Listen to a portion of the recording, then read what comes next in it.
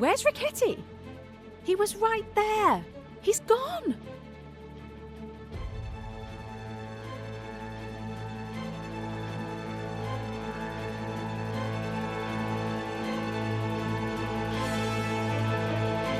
I'm sorry, Mr. Poirot.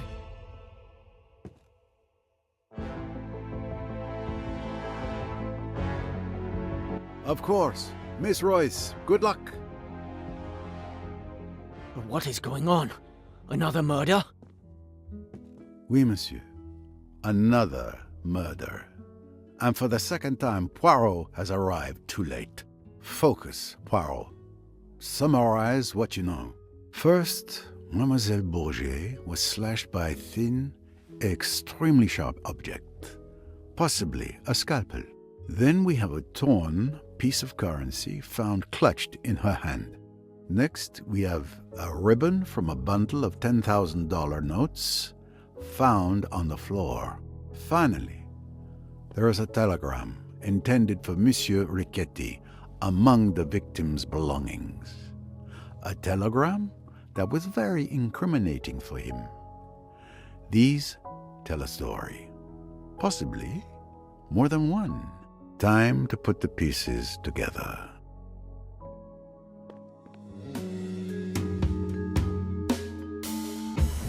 Found you. Tell me, Tariq, what were you doing at the time of Miss Bourget's death? I was on the deck near the gangway. The captain had asked me to stand guard. And you didn't see anything unusual or unexpected? Not really.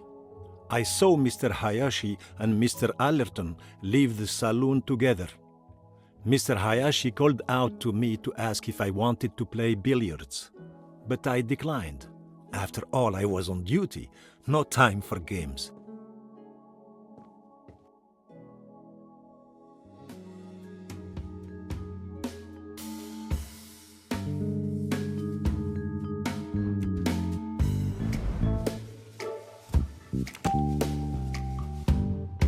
Good thinking. A doctor's kit would undoubtedly contain a scalpel. Possibly more than one.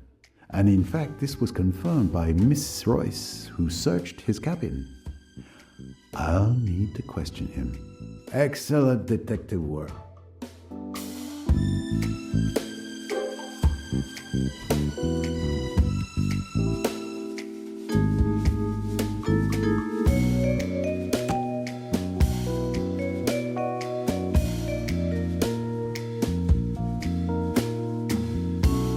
Come now, Poirot.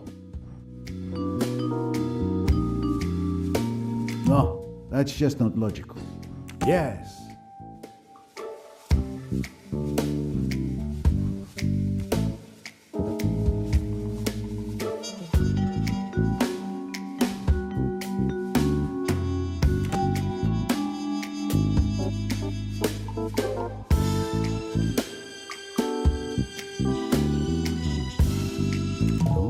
Must have missed something.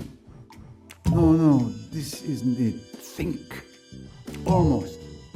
No, that's just not logical. Now that is a good answer.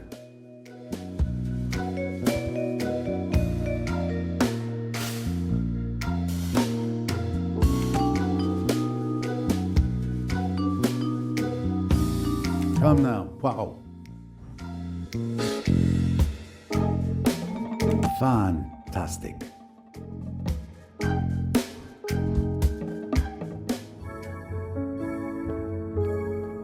Mr. Hayashi, what can you tell me about Mademoiselle Bourget's death?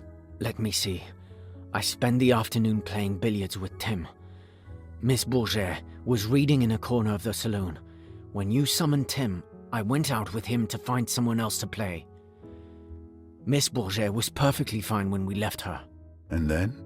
Outside, I saw the steward, Tarek, on the deck. I asked him if he could play, but he was on duty. I kind of expected that. Then I saw Mr. Riquetti on the bow. I went over and asked him if he was up for a game. We chatted for 10 minutes or so. He finally agreed to play. We went back to the saloon together and that...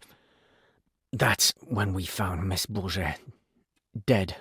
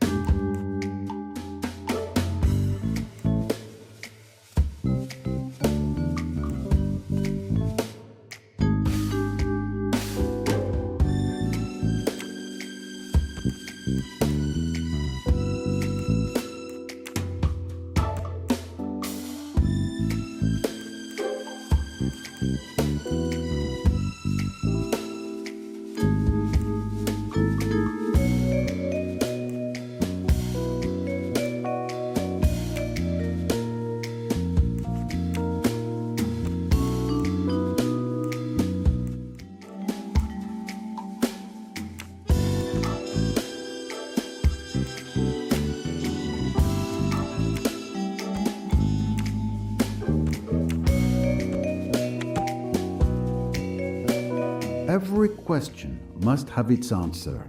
Who is the world's greatest?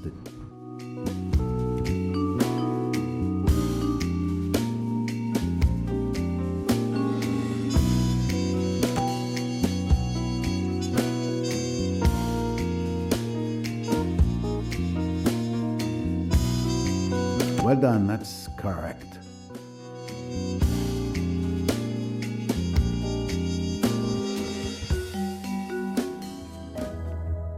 It's at times like this when I miss my good friend Hastings. Miss Royce would be a good choice, but alas, she pursues her own destiny just now. You will have to do. What? What do you mean? Your job is to listen. Follow my reasoning closely if you can. I know that Louis Bourget wanted to blackmail Mr. Riquetti with his telegram. But I also know that you, Tarek, and Mr. Riquetti have alibis. None of you could have killed Mademoiselle Bourget. Yet, there was certainly a tidy sum paid for blackmail. Where could that money be now?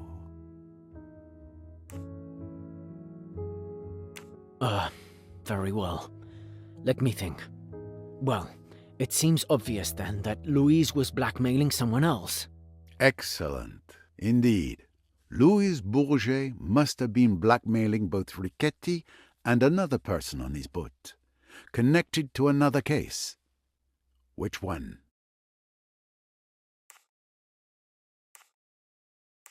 The theft of Mrs. Doyle's necklace? I can't give you details, but I can assure you that's wide of the mark. The murder of Mrs. Doyle? Exactly. The victim of the blackmail could have simply paid, but if their secret were ever revealed, they'd risk the death penalty. They couldn't take that chance. But what had Louise Bourget discovered? Louise had discovered the identity of the murderer. Precisely. Louise knew who murdered Mrs. Doyle. She wanted to blackmail that person instead of telling me. Instead of getting paid by the killer, she paid with her life. But what about Riquetti? I'm afraid Miss Bourget saw the rewards of blackmail, but not the danger. She must have planned to blackmail Riquetti as well. But she was killed before she could. Of course. You're right, Monsieur Poirot. It's brilliant. Yes, I know.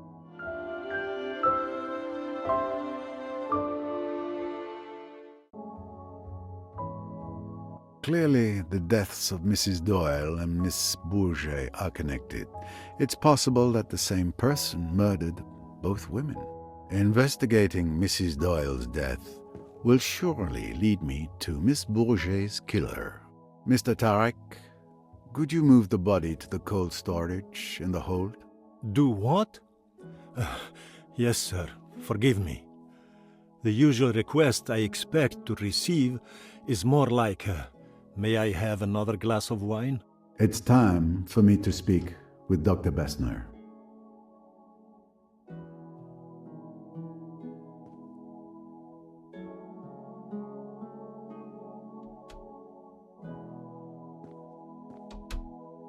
Dr. Bessner, sorry to disturb you.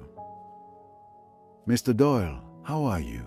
My leg is in pain, but Bessner has some marvelous little pills in that bag of his that help. His condition has worsened. He has a fever. We really need to get him to the Aswan hospital as soon as possible.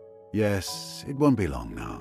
We're waiting for Miss Royce to return before we leave. In the meantime, could you show me your scalpels, please? I want to see if you might be missing one. Missing one? I assure you I take great care of my instruments. Louise Bourget was found with her throat slashed by a small, thin, sharp weapon. Probably a scalpel. Do you think I, Carl Bessner, who is so well known all over Austria, I, with my clinics, my highly born patients, I have killed a miserable little femme de chambre? But it is ridiculous, absurd what you say. None of my knives are missing. Not one, I tell you. They're all here, correct in their places. You can see for yourself.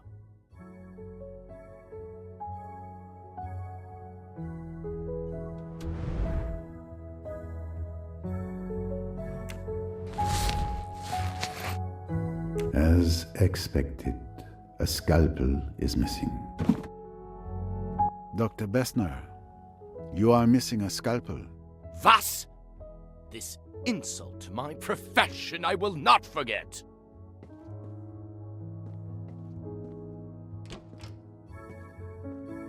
Whew, you've put the old boys back up. Ah, there you are, Monsieur Poirot. It is most important. I have vital information. Mr. Doyle, I know who killed your wife. What? My theories are completely vindicated. The deep, primeval, primordial urges. It may appear impossible, fantastic, but it is the truth.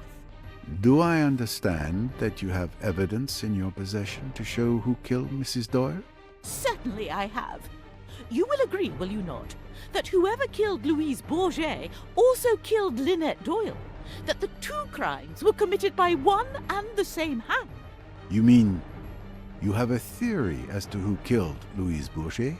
No, I have exact knowledge. I saw the person with my own eyes. For God's sake, start at the beginning. You know the person who killed Louise Bourget, you say? I will tell you exactly what occurred. I went to the rooftop bar to get, something to help me sleep. I did not wish my daughter to know of it. She tends to disapprove. As I was saying, I was on the terrace when I saw. I didn't think anything of it, of course. But when I learned that Louise had died in the saloon, I understood everything. Maybe you understood, but I can't understand anything. Calm down. Start over from the beginning. In detail. Yes, yes. As I was at the top of the terrace stairs, about to go down, I saw the murderer. It was...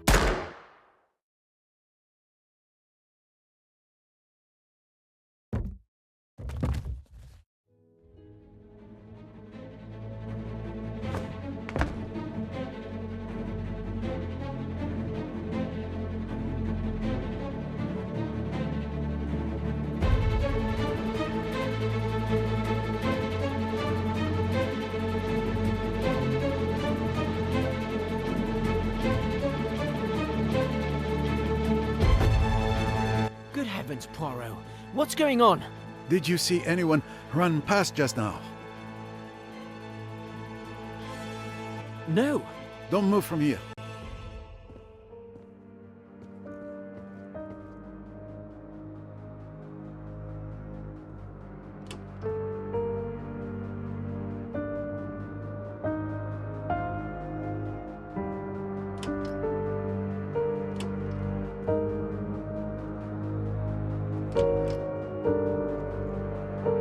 The murderer has vanished. Again. Another murder? Who was it this time? I'm sorry.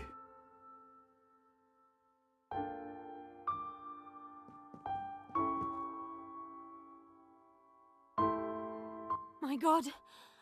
Mother!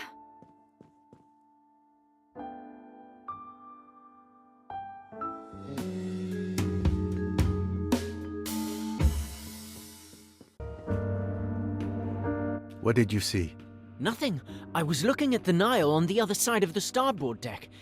I heard a gunshot and rushed over. Probably not the smartest move. Did you run into anyone? No, no one. Why I was running towards someone firing a gun, I'll never know. If the instinct overcomes you again, I would resist it. And you, Mrs. Allerton? I was reading in my cabin. I heard the noise and peeped outside. I wish I could help, but I saw no one. Thank you, madame.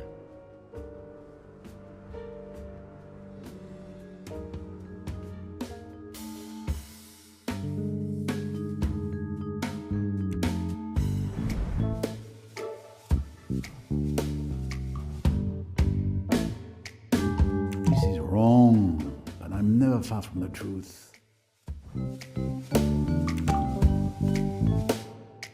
She was about to reveal who she saw enter the saloon to kill Louise. It's certainly the same person who silenced her before she could speak. Who is the...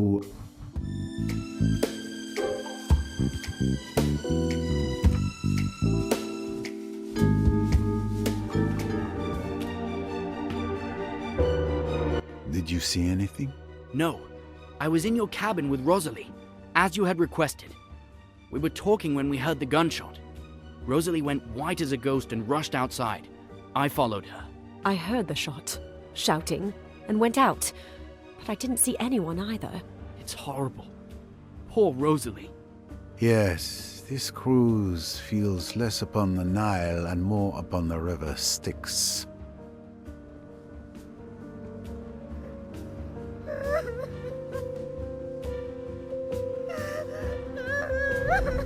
The barrel is still warm. It's definitely the murder weapon. I've seen this pistol somewhere before.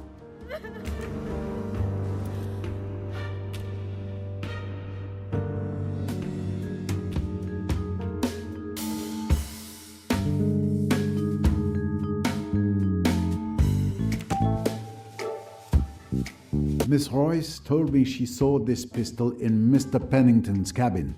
I'll need to question him once I'm done here. He should still be in the lounge. My little grey...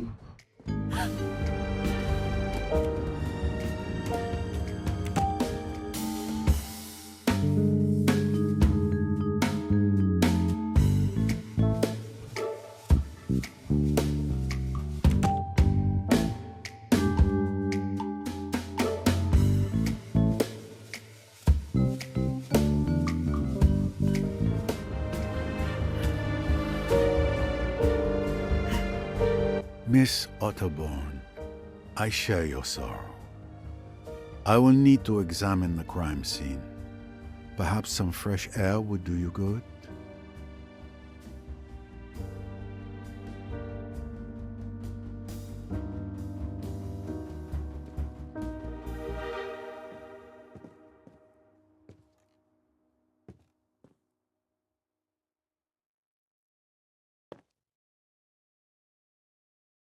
A bullet to the head. Behind the left ear, a large caliber. She died instantly. Another life gone on this cursed boat. What a horror! You were close to the door, and you really didn't see anything? No, not even a shadow. Poirot, I beg you, do something! Another murder.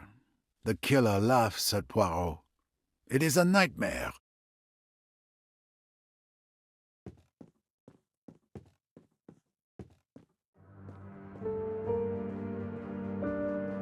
Did you witness anything that may help? You may not believe me, but after your outrageous accusations, I went to calm down on deck. I was at the stern, alone, when I heard the gunshot. I couldn't see anything from where I was. These ladies then arrived. Yes, we heard the shot. We came to see what was happening, and now there's another dead body. I have to get off this boat. Calm down, Cousin Marie, please! We were together, coming up from the lower deck. We didn't see anything at all.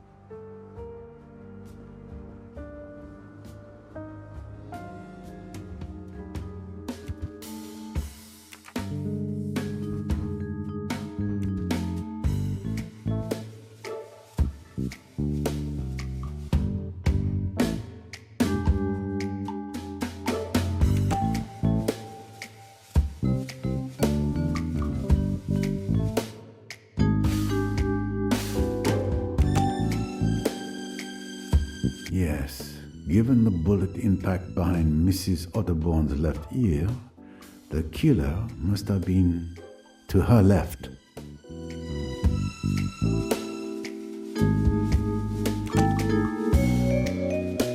The killer must have fled towards the front of the boat. Otherwise, I would have seen them pass by the door. Another.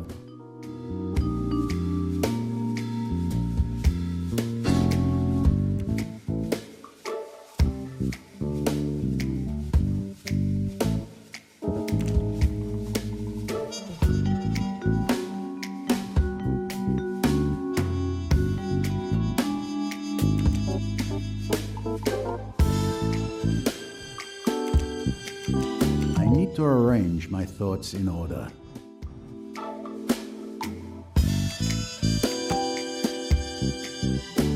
The human animal never fails to surprise me. Other animals will run when they hear a shot. With humans, you can never depend on them being so rational. The killer had few ways to escape. I can rule out the possibility that they jumped into the water. Everyone would have heard the splash. I can also rule out the suspects who are at the stern. It's clear the killer fled towards the bow. Therefore, the killer is now either on the upper deck among the present passengers, or they jumped to the lower deck and are hiding there. Who else could have... Please, let me through.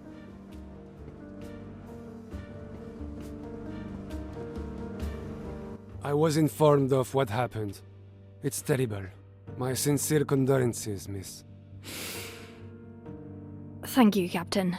This situation is completely beyond me. What can I do to help, Mr. Poirot?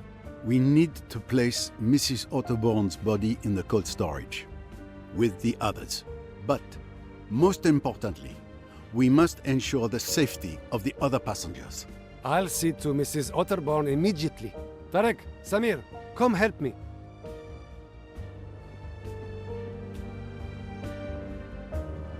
Thank you, Captain.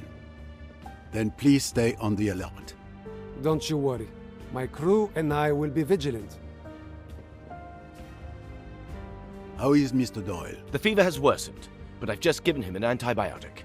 And Miss Bowles is watching over him. There's nothing more we can do for now.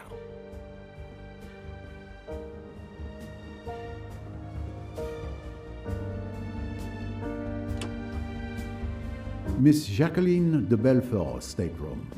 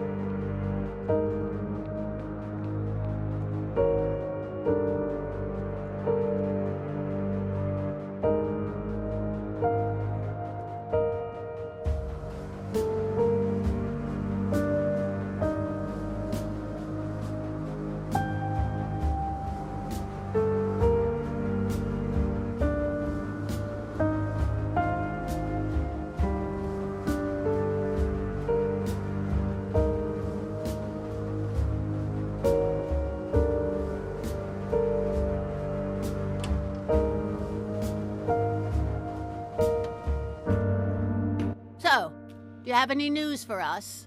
I'm working on it, madame. We feel safer here, together. I just want to go home. I'd rather be here with everyone than alone in my kitchen, with those bodies piled up in cold storage, so close.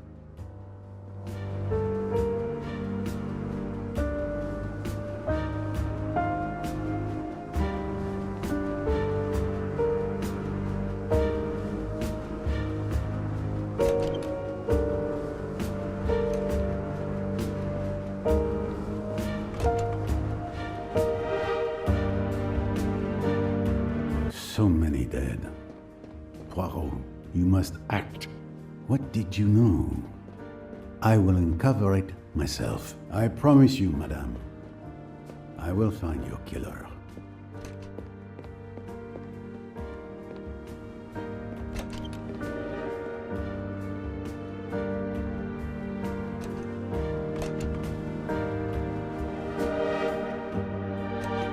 Finally, someone! With this deathly silence, I thought everyone had left. I've been tied up for almost a day. Are you gonna free me soon? I wouldn't be in too much of a hurry, Monsieur Fleetwood. Your next destination won't be much more pleasant.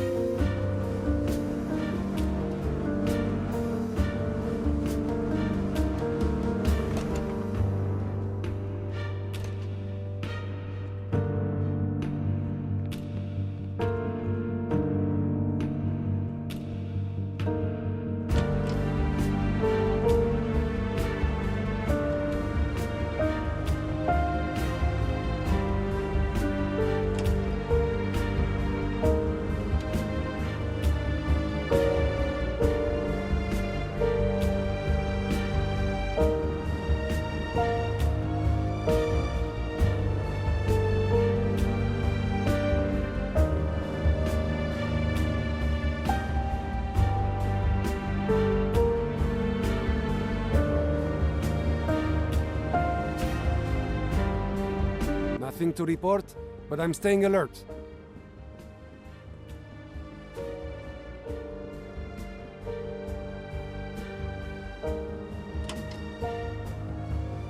There's Mr. Pennington. Mr. Pennington, didn't you hear a gunshot? I've been thinking about it, yes. I may have. Someone was shot? Mrs. Otterbourne. She's dead. Mrs. Otterbourne? Who on earth would want to shoot that harmless old lady? Someone who brought a gun aboard. It's your pistol that killed Mrs. Otterbourne. My pistol? Really? Is that an accusation? I haven't moved since the last time we spoke. And anyway, everyone knew I kept a gun in my cabin. I mentioned it at dinner. It's true. He showed his gun to Mr. Hayashi last night at the restaurant. Everyone saw it and could have stolen it from his cabin, especially since it wasn't particularly well hidden. Besides, why would I want to kill her? There is an obvious motive, monsieur. Mrs. Otterbourne was killed because she knew who murdered Miss Bourget. She had to die just as she was about to reveal their identity. So you really think I'm the killer?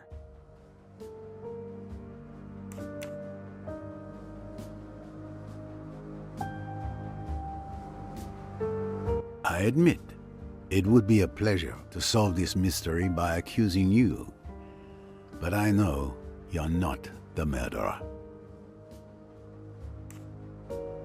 No.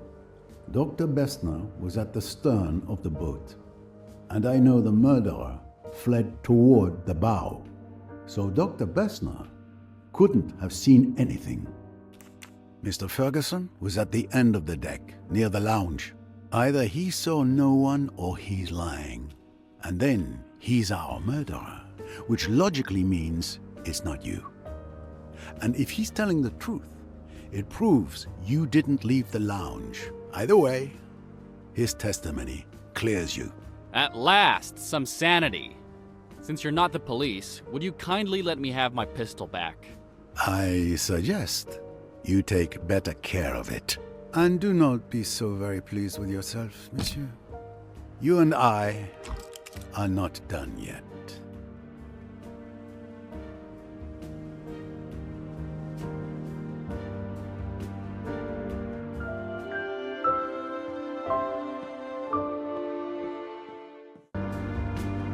I've exhausted all the possible leads I had regarding Mrs. Otterbourne's murder. It's obviously connected to Lynette Doyle, but how? I must return to her death. Solving that will lead me to whomever turned this cruise into a nightmare.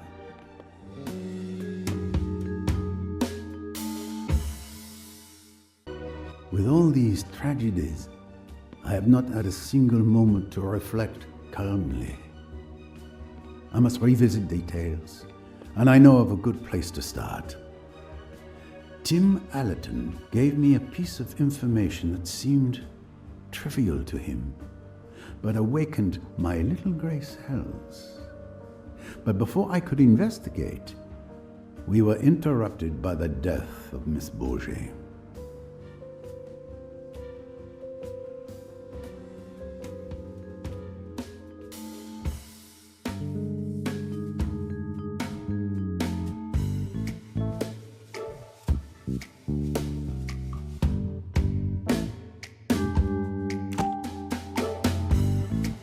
What was it now? Ah, yes. Mr. Allerton told me he heard a splash at 12:26 a.m. near the bow. However, Miss Otterbourne admitted to throwing her mother's bottles overboard at 1:10 a.m. near the stern. 2 splashes, 2 objects thrown into the water last night. I need to find out what the first one was.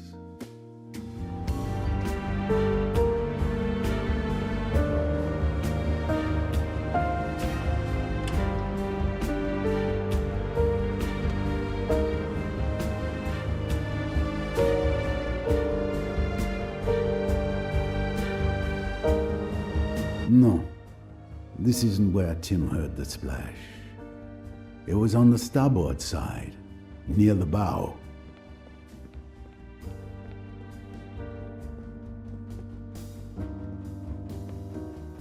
The starboard side of the ship, Poirot. The bow. The splash was on the right-hand side, at the front.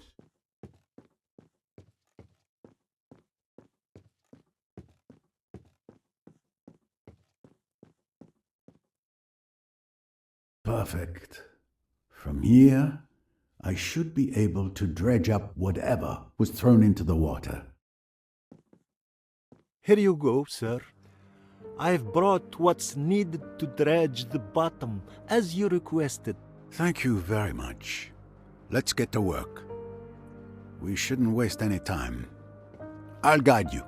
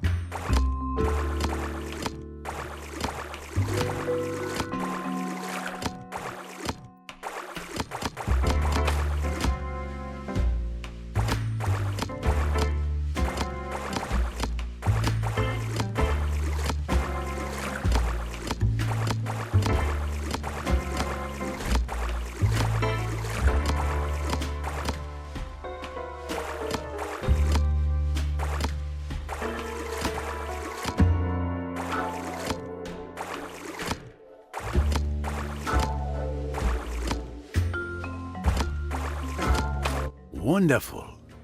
A successful catch indeed. Let's see what treasures you found for us. A can. It must have been down there for years. A worn shoe, falling to pieces. It serves some foot well. A Morse code bracelet. What an odd place to find such a thing. A plastic bottle, thoughtfully tossed overboard by a tourist, no doubt. These colors. It has a hole with burn marks on the edges. This handkerchief is quite ordinary, not expensive. It's stained red. Blood? No. After a night at the bottom of the Nile, the color should have faded. But the stain is still bright red, as if it were just made. It looks more like red ink. Ah, there you are, the infamous revolver of Mr. Belfort, and the presumed murder weapon. 3 bullets are missing. 3?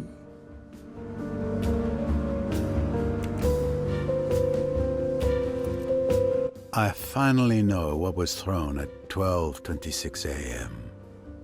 A torn scarf, a stained handkerchief, and Mr. Belfort's revolver with 3 missing bullets. The pieces of the puzzle are coming together. So, do you know who the killer is, Mr. Poirot? Almost, Samir. Thanks to this fruitful catch, I can now draw some new conclusions. A certain scoundrel has been laughing at Poirot, but laughter dies swiftly in a hangman's noose.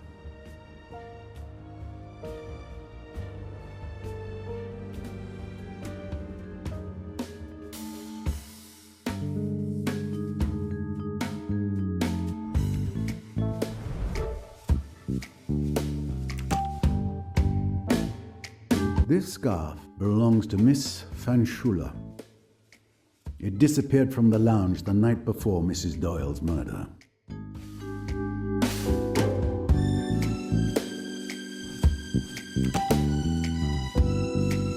Given the size of the hole and the burn marks around it, it is clear someone fired a small caliber bullet at this scarf at close range. Who else could have?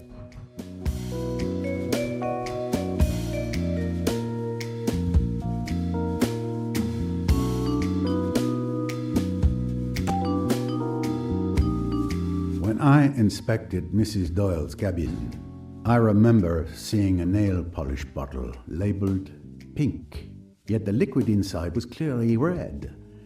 The contents of that bottle deserves a closer look. Precisely.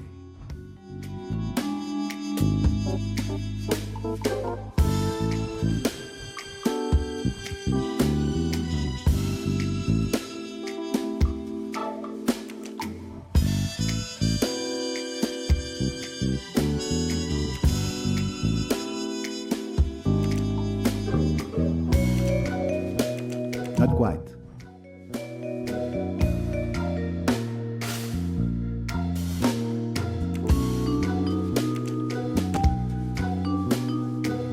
According to witness testimonies and my analysis of the crime scene, there were only 2 shots that night. The one fired by Mr. Belfort, which wounded Simon Doyle, and the one that killed Lynette Doyle.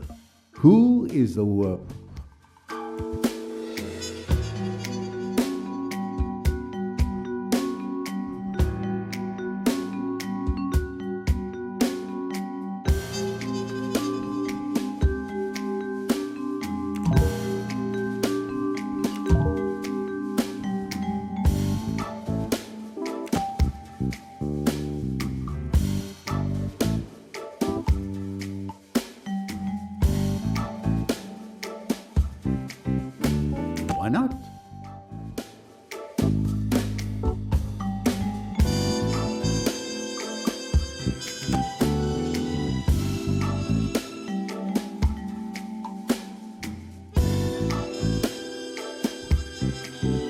Mission accomplished. Et voila. I now have all the facts I need to reconstruct the events of the night Lynette Doyle was murdered.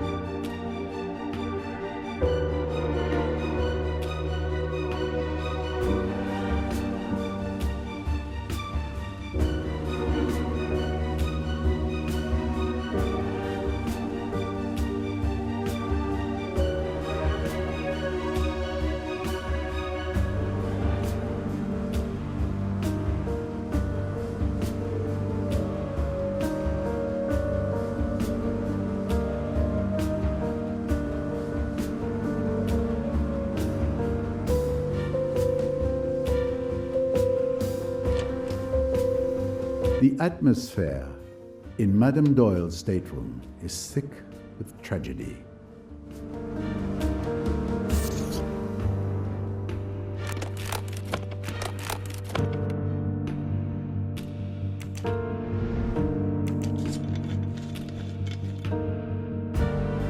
My memory was correct.